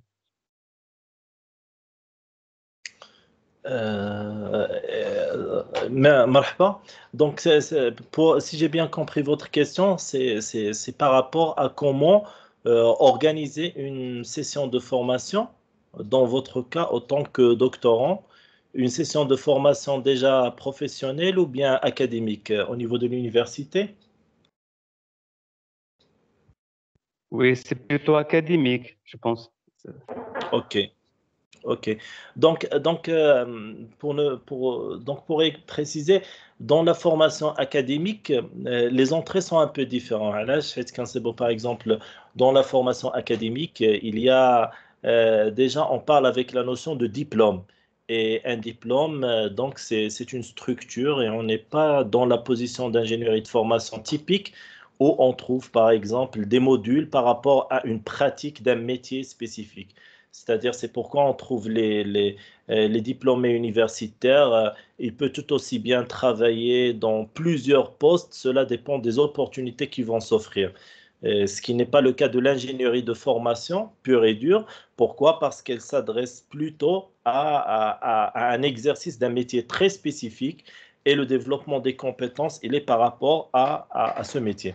Mais tout autant, on peut aussi garder cette notion de développement des compétences, mais dans un aspect nouveau, différent, il a pas nouveau, mais l'aspect de développement des compétences dans le cas académique, c'est que on va avoir une formation basée sur une approche par compétences, mais plutôt qui va avoir un peu de pratique. C'est-à-dire, si je suis dans un module académique, c'est avoir des aspects pratiques par rapport à ce module.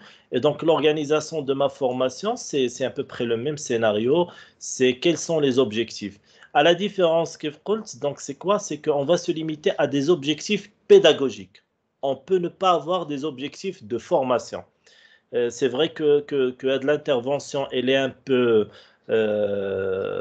hard, il y a beaucoup de choses, mais comme on l'a dit, c'est seulement un survol. On a essayé de voir plein de notions.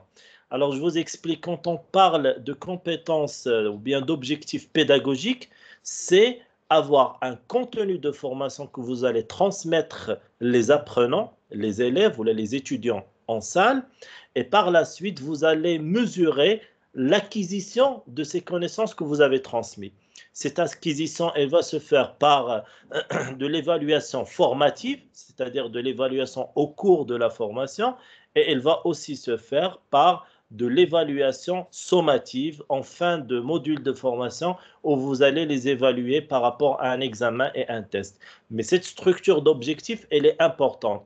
Chaque chapitre, chaque élément que vous allez aborder, vous allez avoir en parallèle, dans une colonne, quelles sont les choses que vous allez évaluer par rapport à ce chapitre.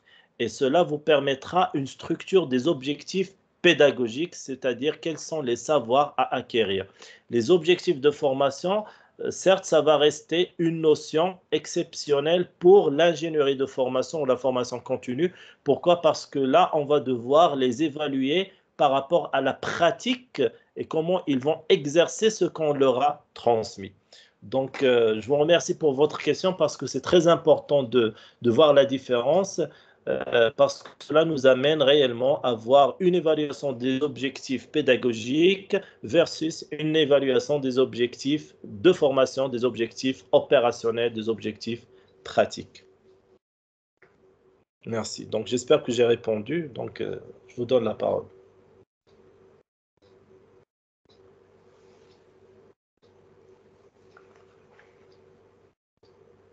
Oui, merci. Donc, c'est clair la différence entre les objectifs pédagogiques et les objectifs de formation dans une entreprise ou bien dans une. Donc, c'est clair. Merci. Donc, on espère, c'est-à-dire, c'est un survol, mais c'est très intéressant d'avoir, par exemple, pour chaque partie, par exemple, les objectifs l'ingénierie pédagogique, chaque nécessite une session à part, je pense. Et merci pour votre excellente intervention. Merci à vous. D'accord.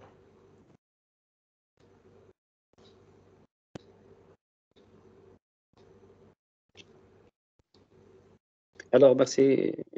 Si quelqu'un aura une autre question. Alors, je fais le survol aussi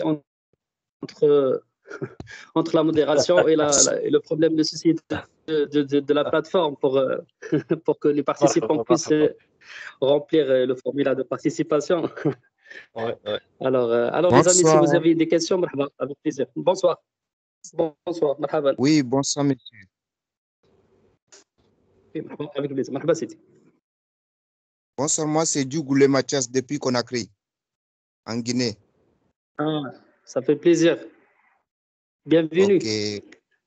Merci beaucoup pour vos explications. Au fait, moi j'aimerais poser une question à propos de, si vous pouvez m'expliquer l'ingénierie pédagogique et l'ingénierie professionnelle.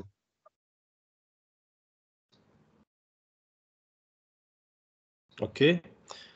Donc, disons pour répondre simple, l'ingénierie pédagogique, elle concerne le dispositif de formation, mais par rapport à la situation de transmission de savoir. C'est-à-dire, comment je vais transmettre ce savoir, comment je vais transmettre ce cours. Est-ce que je vais par exemple utiliser de l'expositif, je vais seulement parler. Est-ce que je vais ramener les participants dans une autre salle ou bien dans un atelier pratique? Est-ce que j'ai besoin de les faire sortir sur le terrain? Comment je vais faire acquérir les connaissances et les compétences que je suis en train d'essayer de développer chez eux? D'accord? Alors, l'objectif pédagogique, ou bien l'andragogie, elle va concerner la façon avec laquelle on transmet le savoir. D'accord? Alors, c'est la façon de transmission du savoir. L'ingénierie de professionnalisation, c'est plutôt l'acquisition de ces compétences et leur durabilité dans le temps. C'est-à-dire, ce n'est pas seulement de l'acquisition des compétences, mais c'est aussi la performance. C'est pourquoi on parle de professionnalisation. Et l'ingénierie de professionnalisation, on ne peut en parler qu'en aval, bien sûr, de l'ingénierie pédagogique, parce que l'ingénierie pédagogique, il va y avoir du savoir qui est transmis, qui est acquis, et la personne, par la suite, elle va le mobiliser dans une situation professionnelle. Et là, entre l'ingénierie de professionnalisation qui va me permettre de dimensionner, comme ce que je vous ai proposé à la fin, des situations d'apprentissage ou bien des postes d'apprentissage ou de situations apprenantes où je vais observer la montée en compétences, le développement des performances de la personne et je vais faire un suivi via une structure de tutorat où je vais avoir un parrain, peut-être un sponsor, un responsable de stage ou de mise en situation professionnelle, etc., pour suivre cette professionnalisation et vérifier si la personne vraiment elle développe une employabilité, adaptabilité, etc. par rapport à son poste. Donc, ingénierie pédagogique, c'est comment je transmets le savoir. Ingénierie de professionnalisation, c'est comment ce savoir il est mobilisé en situation pratique de travail. Je ne sais pas si Oh, c'est clair. oui, c'est bien clair. Pour cela, je m'en vais aussi vous poser encore une autre question. Mahba. Allez-y. OK. Bon, étant étudiant et étant bon, futur ingénieur dans quelques mois, où est-ce que je peux me situer entre les deux? Ingénieur en quoi d'abord, si vous permettez? Bon, ingénieur en génie électrique. D'accord. Et vous voulez vous situer par rapport à quoi? Bon, ingénierie professionnelle et ingénierie pédagogique. D'accord. Donc, c'est une très bonne question. Il faut comprendre que déjà, le fait que vous êtes toujours en formation pour avoir votre diplôme, on ne parle pas d'ingénierie de professionnalisation. Ça ne vous Ouais. concerne pas pour l'instant, d'accord? Tel qu'il a été cité dans un article très récent, je l'avais vu, mais je ne me rappelle plus du nom. Il explique que la professionnalisation, ou bien tout simplement le manager ou la posture d'un leadership, elle commence une fois qu'on commence l'activité. C'est-à-dire, pour être vraiment un manager, ce n'est pas être un ingénieur. Ingénieur n'est pas manager, mais manager peut être ingénieur. C'est-à-dire, c'est une fois que vous êtes dans votre situation de travail que vous allez commencer à développer les compétences nécessaires. Pourquoi? Parce que c'est très bien tout ce qui est appris, bien sûr, parce que ce sont des prérequis, ce sont des clés essentielles pour pouvoir intégrer le domaine professionnel. Mais une fois que vous êtes à l'intérieur du poste professionnel, et vous allez le voir très bientôt, Inch'Allah, qu'est-ce qui va se passer? C'est que vous allez être confronté à des situations et vous allez passer d'une ingénierie, comme vous l'avez appelé peut-être de connaissance, ou bien une ingénierie pédagogique, vers une ingénierie de professionnalisation. Parce que ce que vous avez acquis, vous allez devoir faire des combinaisons de vos acquisitions. Je ne sais pas, je vais vous donner un petit exemple simple. Parfois, on trouve deux lauréats de promotion. Et tous ces deux lauréats de promotion, l'un, il était meilleur que l'autre. D'accord? Il était le majorant. Mais une fois qu'ils ont intégré le domaine professionnel, peut-être que l'autre, il a évolué de façon meilleure. On se pose la question, est-ce qu'il y a un problème au niveau de l'enseignement? Non.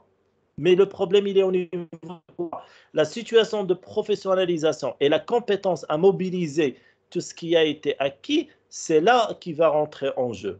C'est parce que c'est très, très important. Par rapport à votre question, l'ingénierie de professionnalisation, oui, elle est très importante parce que c'est elle qui va arriver après ou bien une fois qu'il y aura la prise de poste. Et l'ingénierie pédagogique, eh ben, il peut y avoir de l'ingénierie pédagogique si actuellement vous faites des choses pratiques par rapport à votre formation. Mais sinon, l'ingénierie pédagogique, on va en parler très précisément une fois que vous allez suivre des cycles de formation, une fois étant déjà occupant de votre poste. Pourquoi? Parce que vous n'êtes plus un étudiant, mais vous êtes un professionnel. Et quand on parle de professionnel, on ne peut plus utiliser les mêmes concepts de pédagogie, mais on doit passer à des concepts d'andragogie. Et les concepts d'andragogie, c'est essentiellement comment acquérir les connaissances, et c'est la pédagogie de l'adulte, etc., comme on en a parlé. Donc, c'est la différence à mon sens, et j'espère que j'ai répondu à votre question. Oui, oui, vous avez répondu à ma question. Merci beaucoup. Merci à vous.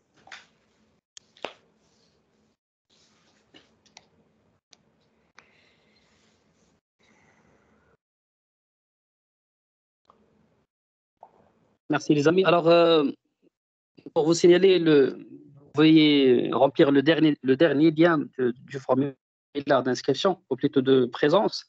C'est le dernier. Alors, le lien du Google Form, pas besoin de le remplir. L'autre lien, ça marche bien. Alors, les amis, si vous avez des questions, avant de clôturer notre webinaire, Inch'Allah. Si vous avez d'autres questions.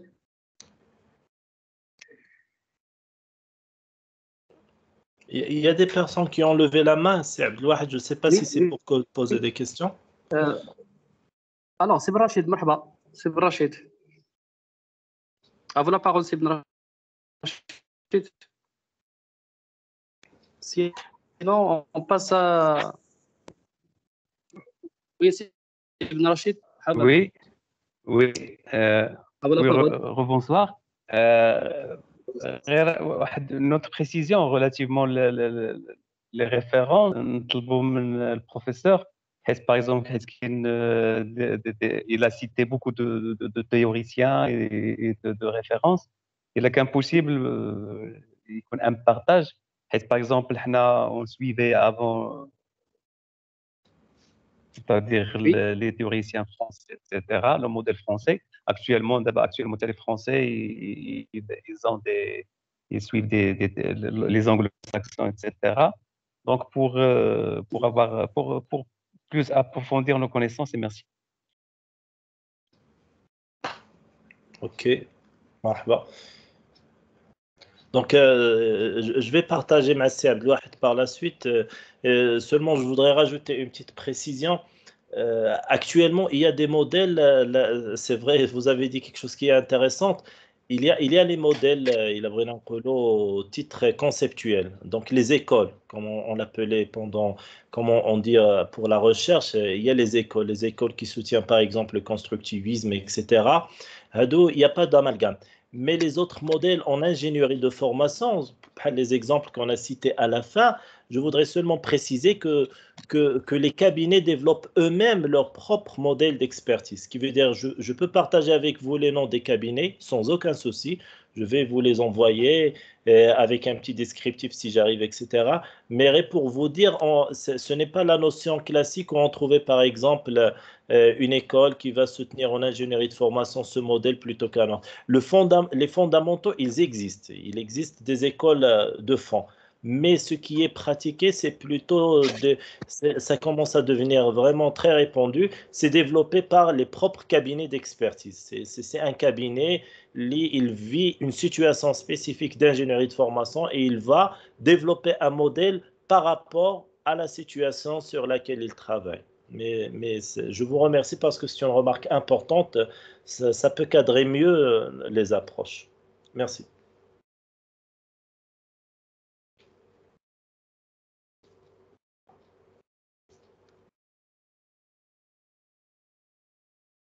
Alors, il n'y a pas de main levée.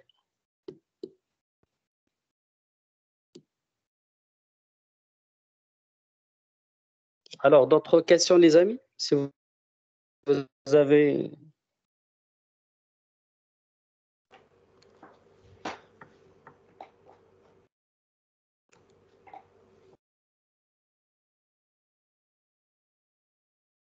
Alors, s'il n'y a pas